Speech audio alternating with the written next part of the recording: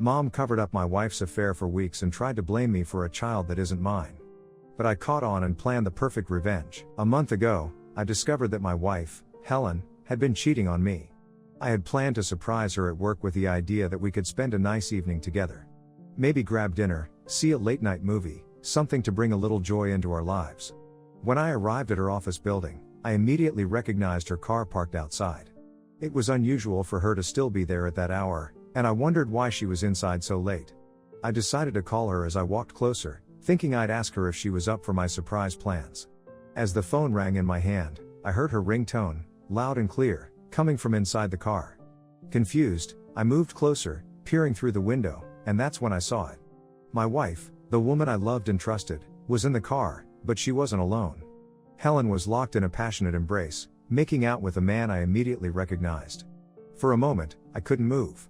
I stood there, frozen in shock and disbelief. My heart seemed to stop as her eyes suddenly flicked open and locked with mine.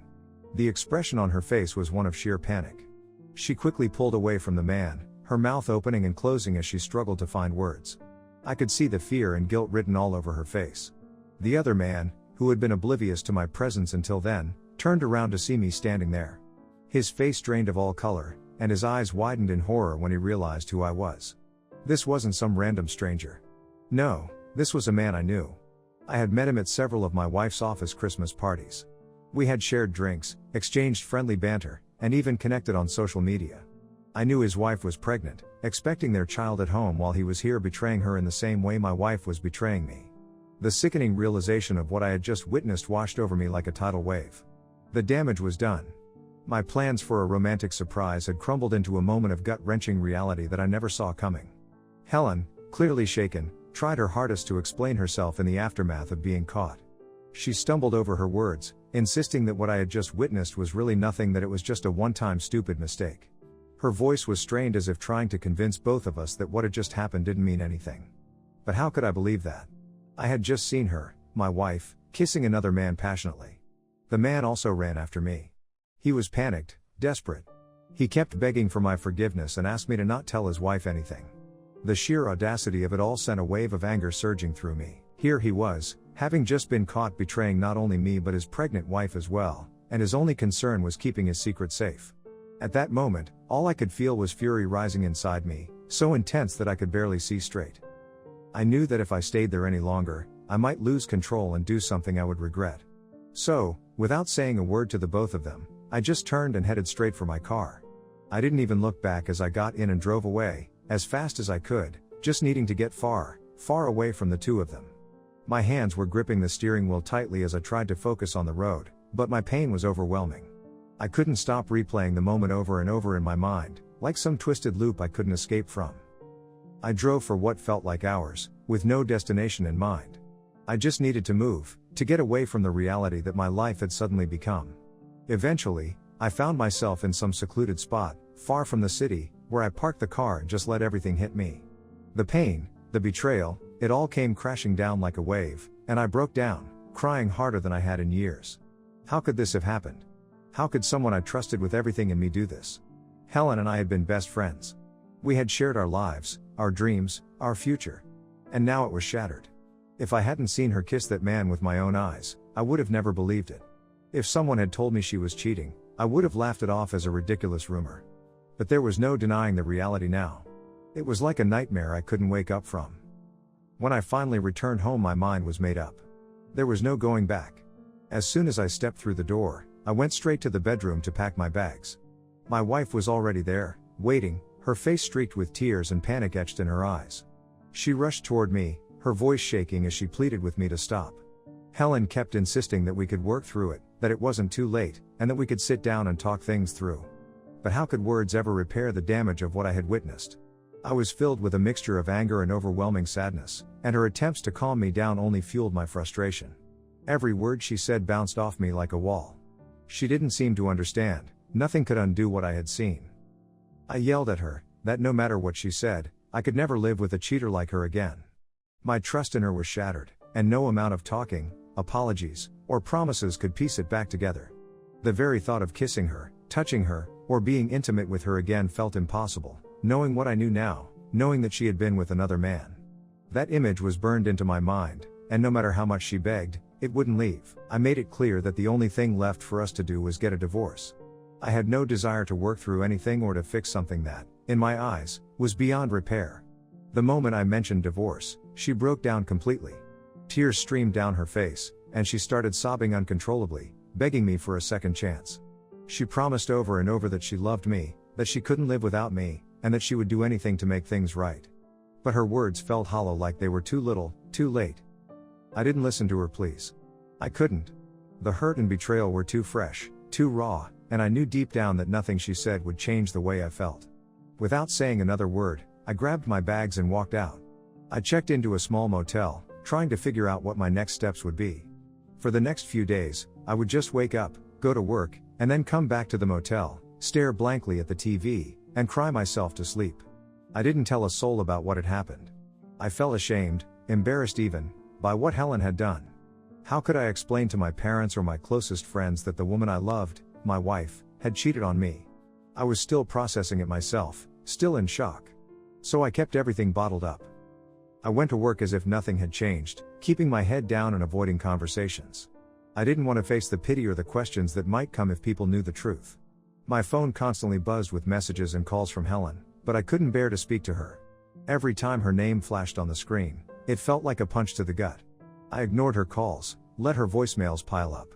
Twice, she even showed up at my office, trying to talk to me face to face, but I refused to meet her. Then, about a week later, my dad called me. When I answered, I could hear the concern in his voice right away. He asked me how I was doing, where I'd been, and what was going on. He told me that Helen had told them everything. My heart sank at the thought of my parents knowing, but at the same time, there was a strange sense of relief. I didn't have to carry the weight of the secret alone anymore. My dad urged me to take some time off work. He could hear the exhaustion in my voice and told me that I needed to focus on my mental health. He said I should come home, stay with them for a few days, and get away from everything. I was running on fumes by this point, completely drained emotionally and physically. So I took my dad's advice and drove to their house. As soon as I pulled into the driveway, my parents were there waiting for me. They pulled me into a tight hug. I didn't have to say anything. They could tell from the look on my face and the disheveled state of my clothes that I was not okay. My parents told me to go upstairs and rest. I was grateful for their quiet support. It was exactly what I needed at that moment. For the first time in days, I felt like I could breathe again. Later that evening, after I had some time to rest, my parents and I sat down to talk. I knew they were concerned, and I felt ready, albeit uneasy, to finally open up about everything. Before I started, I asked them what Helen had told them. My dad cleared his throat and said that Helen had called them and admitted to having stupidly kissed another man. But then she framed it as if I had walked out of the marriage impulsively, without giving her any chance to explain or try to work things out. Hearing this, I couldn't help but shake my head in disbelief. It was incredible to me how she could downplay what had happened, as if it was just a minor mistake, rather than the complete betrayal that it was. I took a deep breath and began to recount the whole story, from the moment I saw her in the car with that guy, to how I stood there, frozen, as everything crumbled before my eyes. My hands shook as I relived the humiliation and hurt, and my voice cracked more than once as I told them the details. My dad seemed visibly shaken too. He reached out and squeezed my shoulder and reassured me that if I didn't want to stay with Helen, then I absolutely shouldn't. He told me that he understood why I no longer wanted to stay in the marriage and had my back. It felt good to hear him validate my feelings. But my mom had been quiet the entire time. I glanced over at her and saw that she was hesitating, her brow furrowed in thought. Then, she spoke up, asking me a question that threw me off balance. "Have you really thought this through?" Her words stung. I wondered how she could ask me that after everything I had just poured out. I looked at her, my frustration clear, and told her that of course, I had thought it through. How could I not? I took my wedding vows very seriously, however this betrayal was too deep. How could I ever stay with someone who had cheated on me? But then my mom continued, gently yet firmly, suggesting that maybe, instead of throwing away my marriage, I could give Helen a chance to explain herself.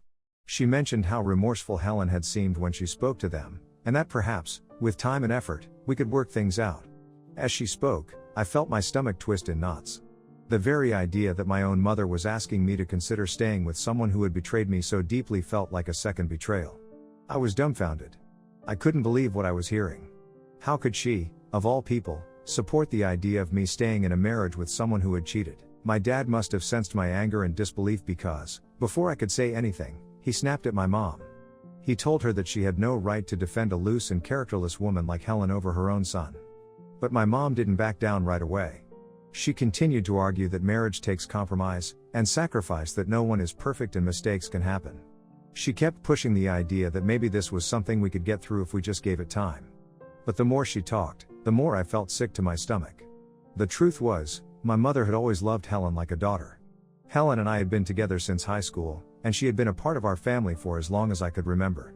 My mom had seen Helen grow up, shared countless memories with her, and probably never imagined a life where we weren't together. Helen and my families were extremely close. Holidays, family dinners, vacations, we had all been intertwined. For my mom, this wasn't just about me and Helen, it was about losing someone she cared about, someone she considered part of our family. My mom, my dad, and even Helen's family, would all be affected by this. And while I understood why my mom was struggling to accept it, it didn't change the fact that Helen's actions had crossed a line that I couldn't come back from. I appreciated her concern, but I couldn't, and wouldn't, follow her advice. Over the following days, I did what I needed to do. I spoke with a lawyer to start the divorce proceedings. I was originally planning to meet Helen at our place to serve her the papers, but she insisted on coming to my parents' house. Part of me didn't want to involve my parents any more than they already were, but I agreed, figuring it was better to get this over with. When Helen arrived, she started telling me how much she had missed me. Her words felt empty, almost mocking after everything she'd done. I told her to sit down so we could discuss what needed to be said. My parents were already aware of what was coming. I had told them I would be serving her the divorce papers, and while I could feel my mom's quiet unease about it, I had asked her to not interfere. However, my mom, true to form, greeted Helen with kindness. They even hugged, which made my blood boil. It angered me that my mother could still be nice to someone who had hurt me so deeply. Then, before I could say anything to Helen or hand her the divorce papers, she pulled something out of her bag. It was a pregnancy test. She placed it on the table between us, and announced, "I'm pregnant." I looked at her wide-eyed. I picked up the test, checking it as if that would somehow make it feel more real. It was positive. I looked back at Helen's face, searching for any sign that this might be a cruel joke, a last-ditch attempt to stop the divorce. But no, she just smiled at me and said, "I'm pregnant with our baby." I scoffed at her, not hiding my contempt. "This isn't my baby," I said flatly. "It's probably that other guy's baby." Helen looked shocked and offended that I would even suggest it, her face flushing with indignation. She started arguing right away, insisting that the affair with the other man was a mistake and that they had only slept together once or twice. She even had the nerve to tell me that she'd been careful, as if that would somehow make it all better. Hearing her admit that they had slept together made me feel sick to my stomach. I had suspected as much, but this was the first time she had actually said it out loud. Until now, she had never given me any details, and I hadn't asked, because knowing would only make it worse. But now, she was admitting the truth, little by little. I cut her off, my voice sharp and unwavering. "People get pregnant even when they use protection, Helen. There's a 50-50 chance of this baby to be mine." The fact that she was trying to frame this pregnancy as some kind of saving grace for our marriage was infuriating. I handed Helen the divorce papers. As she took the papers from me and looked at them, her face crumpled. She started to cry, and for a moment, I wondered if she was crying out of guilt or fear of losing control of the situation. My mother, seeing this, rushed to her side and tried to console her. She rubbed Helen's back, whispering softly, as if she were the victim in all of this. Then, my mom looked up at me and said that I shouldn't burden a pregnant woman with divorce papers. My mom then tried to reason with me, telling me that this baby could solve everything, that instead of divorcing Helen, now was the time for me to forgive her and go back home. It felt like a slap in the face. Before I could even respond, my dad stepped in, his anger boiling over. He shouted at my mom, furious that she was supporting Helen after everything she had done. He told her that without a paternity test, we had no proof that the baby was even mine and that she shouldn't try to force me into taking on the burden of a child when Helen had been unfaithful. My dad was right, of course. Then, my dad turned to Helen. His voice was firm, full of disappointment and anger. He told her that after everything I had done for her, after years of marriage, cheating on me was the worst thing she could have ever done. I could see the shame on her face as his words hit her. My dad even said he planned to speak with her parents about all of this. Her sobs grew louder, and she seemed genuinely embarrassed, but that didn't change anything. What was done, and no amount of tears or regret would undo the damage she had caused. Over the weeks after serving divorce papers to Helen, I began to notice my mom behave really strangely. She started going out more frequently, using vague excuses about meeting her friends or running errands. Normally, this wouldn't have seemed odd, but she would leave for hours, returning home late, and always seemed to be on her phone, speaking in a hushed voice.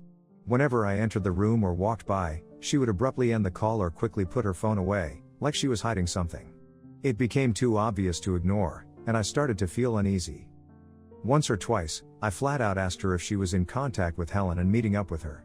After all, Helen had made a big scene with the pregnancy announcement, and I knew my mom was the only one who wouldn't entirely let go of the idea that the baby could be mine.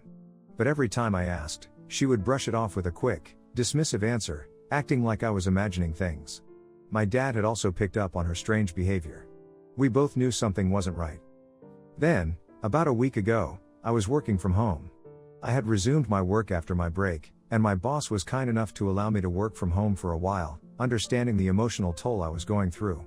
On this particular day, my laptop was acting up, and I had an important meeting to attend, so out of desperation, I asked my mom if I could borrow her laptop. She didn't hesitate and handed it over without a second thought. I attended my meeting and was just working on a few things when a notification popped up on the screen. Her laptop was connected to her iCloud account, so I could see that it was a message from Helen's number. My curiosity got the better of me, and I clicked on the message. What I found only confirmed what I had suspected all along. Helen was asking my mom if they could meet up in their usual spot. I scrolled through their messages and saw that they were having full conversations, about the pregnancy, about me, about how my mom could help fix the situation. My stomach churned as I scrolled through the messages. Helen was trying hard to manipulate my mom into convincing me that the baby was mine, using my mother's love for her to get back into my life. And my mom, blinded by her attachment to Helen and this unborn child, was buying into it. She was excited to become a grandmother and was talking about how she couldn't wait to hold her baby. I sat there staring at the screen, feeling a mixture of anger, disappointment, and sadness. Then, as if this situation couldn't get any more complicated, I scrolled further up in the messages and stumbled upon something that made my heart sink.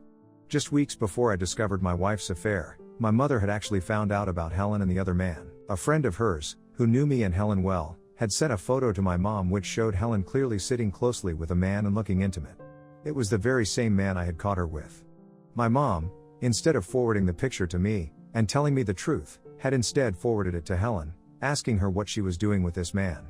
Obviously, Helen, being the manipulative narcissist she is, had tried to downplay the photo when my mom confronted her, claiming he was just a co-worker and that there was nothing between them. My mom had doubled down on her and told her that she didn't believe her excuses and urged her to come clean. This was when Helen came clean. She had literally admitted to having an affair with this man because she had been feeling lonely. Helen then had promised my mom that she would break things off with the guy, and had begged her to not tell me anything as it would affect our marriage. My mom, naively, had believed her since she loved her like her own daughter and trusted her to do the right thing. My mom had agreed to keep my wife's affair a secret from me, under the assumption that Helen would actually follow through and end the affair. But Helen never broke things off. She continued her relationship with the man right up until the moment I caught her in the parking lot. The day I had come to my parents' house after discovering the affair, my mother must have already been fully aware of the extent of Helen's betrayal. Yet, she had still been defending Helen instead of me. I was at a loss for words. I had just been blindsided by my wife's betrayal, and now I was discovering that my own mother had been complicit in this deceit. It felt like a double betrayal, and I could hardly process anything. Since the past few days, I have been observing my mother quietly.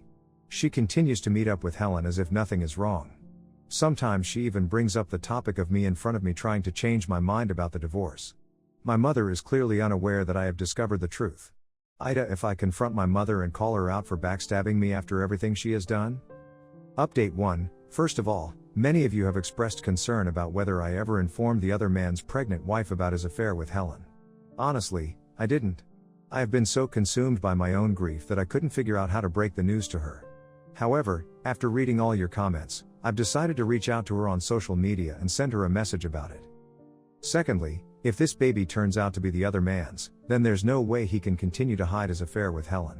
She's very self-serving, so she will definitely take him to court and make him pay child support as she should. Lastly, yes, my wife and I had been intimate right up until I discovered her affair and moved out. There is definitely a chance that the baby could be mine also, which is why I haven't dismissed it completely. However, I will need a paternity test before I ever accept it. Update 2. I decided to call Helen and her family over for lunch to have a sit-down discussion with my parents. My mom seemed pleasantly surprised by this and must have thought that perhaps I was rethinking the divorce. Obviously, she had no clue what I had planned for them. Helen's parents seemed remorseful when they met me. They had known me for so long and apologized to me on behalf of Helen. Unlike my mother, they blamed Helen completely for why our marriage had broken down. Their support reassured my stance. I asked everyone to sit down as I informed them that I had gathered them all so that I could reveal the entire truth about Helen's affair. My mother's eyes widened in confusion, as my dad asked, "What are you talking about?" Taking a deep breath, I pulled out the printed papers, screenshots of the conversations between Helen and my mom over the past few months. I watched both their faces drain of color as I laid the evidence before my father and Helen's parents.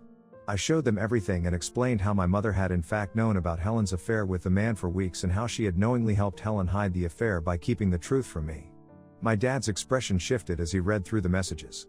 The disbelief was evident in his eyes. He asked my mother directly, "Is this true?" But instead of answering, her face flushed with anger. "You have no right to read my private messages." She started to accuse me, her voice rising. "I wasn't sure about this. I just didn't want to break your marriage by telling you about that photo. I truly believed Helen would leave that man. I thought she'd come to her senses." Her tone was defensive, but I could hear the cracks in her reasoning. She went on, justifying her actions, saying how she knew Helen could have never done something like this knowingly and that she was perhaps lost in her life, which is why she had become distracted with the other man. Helen, sitting across the table, jumped in to support my mom, telling me how what she had told my mother was true. She had been working up the courage to break up with the man and would have definitely broken things off. I scoffed at them both, the absurdity of their excuses washing over me like a wave of disgust. "You were both complicit in this.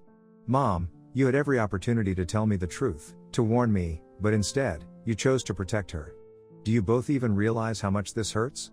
Do you understand what you've done?" Everyone sat there, silent, taking in everything. Then, unexpectedly, Helen's mother spoke up, breaking the silence. She turned to my mother, her tone firm but compassionate, and pointed out that my mom had been wrong to hide Helen's affair, suggesting that if she had been honest with me from the start, I might have been spared from the shame and trauma of catching my wife with another man. My dad nodded in agreement, looking at my mother with disappointment etched across his face. "You're as much at fault as Helen for supporting her through this," he said. "By trying to protect her, you only helped to break your son's trust. You should have known better." The weight of their words bore down on my mother, and I could see the defenses she had put up beginning to crumble.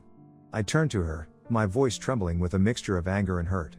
"Mom, as much as it pains me to know that Helen betrayed me, it hurts even more to see you continue to support my cheating partner.